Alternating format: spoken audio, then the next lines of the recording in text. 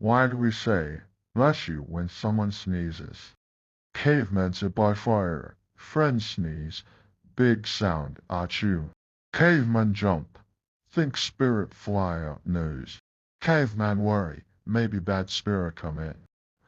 Caveman say bless you. Try keep friend safe.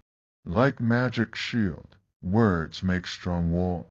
Caveman thinks sneeze mean trouble. Maybe sickness. Maybe storm. Long time ago people scared sneeze. Some think heart stop for tiny moon. Some think soul try to escape. Caveman not want friend lose soul or get sick. So say bless you, like hug with words. Now everyone say bless you, even if not know why. They travel from old cave to big city, like story past in game of whisper. Bless you is like umbrella for sneeze. Keep bad luck and germs away. Even dogs sneeze. Caveman say bless you. Lesson for today. Words can be magic. Make people feel safe and happy. Next time someone sneezes, give them magic words. Bless you.